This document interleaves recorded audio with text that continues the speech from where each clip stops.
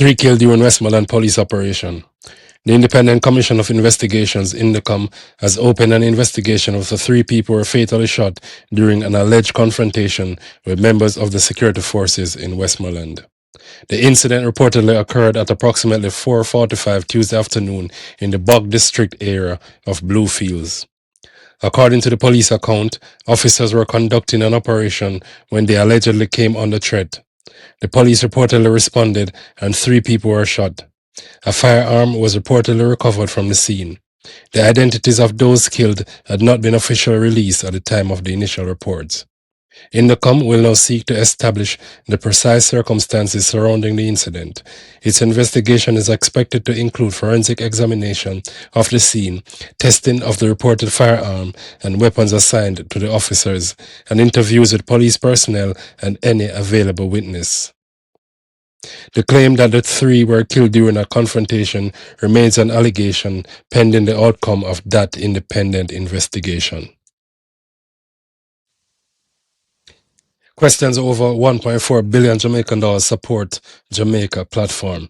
The Office of Disaster Preparedness and Emergency Management, ODPEM, is attempting to reassure donors amid questions about the ownership, hosting, and handling of information collected through the SupportJamaica.gov.jm disaster relief platform.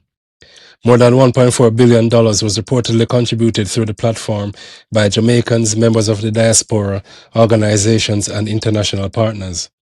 The controversy follows statements to Parliament suggesting that private technology company Amber owned the website and that authorized members of its staff could potentially access its back end.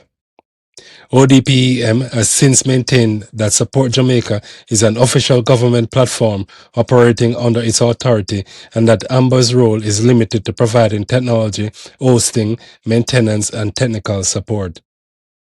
ODPEM has acknowledged, however, that government-controlled data was supposed to have been moved from Amber's hosting environment to a government-designated system, but that migration was not completed as agreed. The agency has accepted responsibility for the delay, and its board has directed that the transfer begin, subject to technical and security considerations. ODPEM insists that Amber has never received, held, or controlled donated money and that all contributions were deposited into official government accounts. The unanswered issue now is how quickly the data will be transferred and whether donor information remained adequately protected while hosted within the private company's environment. Study reveals online risks facing Jamaican children. A national study has revealed widespread concern about Jamaican children's use of social media, including exposure to sexual material, unwanted sexual messages, and alleged grooming attempts. Of the 1,027 adults surveyed, 16.5% reported that minors under their supervision had encountered sexual content online, while 9.1% cited unwanted sexual messages or grooming. The study also found that 90.2% of respondents supported some form of government regulation, while nearly 84% wanted a clear national framework governing minors' social media use.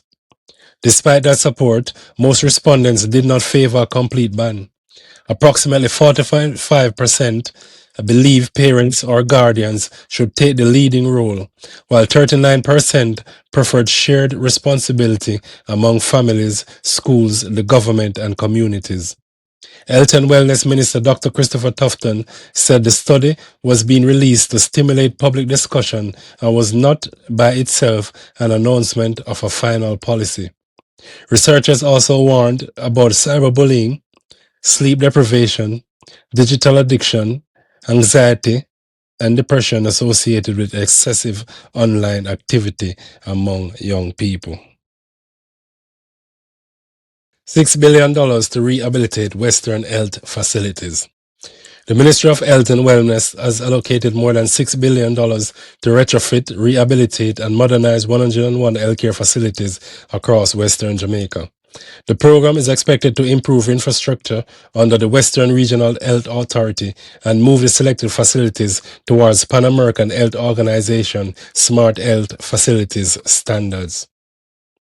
That approach is intended to make hospitals and health centers safer, more energy efficient, and better able to withstand hurricanes, flooding, and other emergencies. Among the facilities requiring attention is the Catherine Hall Health Center in St. James, which suffered sewage, mud, and other damage following Hurricane Melissa. Health Minister Dr. Christopher Tufton has urged managers to maintain detailed records throughout the program so that spending and completed work can withstand scrutiny from auditors and other oversight bodies. With such a large allocation, covering 101 locations, the pace of construction, procurement procedures, and the quality of the completed repairs are likely to receive close public attention. 2 inmates charged with murder at Tower Street. 2 inmates at the Tower Street Adult Correctional Center in Kingston have been charged with the murder of a 60-year-old fellow prisoner. The accused are 22-year-old Carlton Thompson and 46-year-old Paul Williams.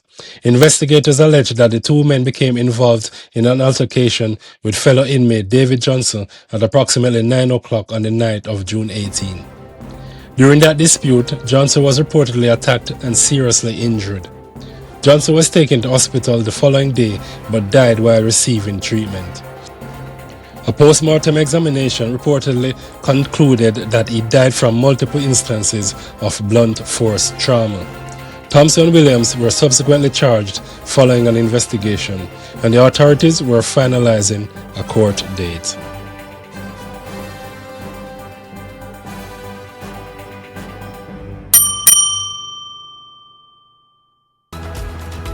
Subscribe today, turn on notifications, and never miss the stories that matter most. Jamaica News Now, your Highlands, your news, right now.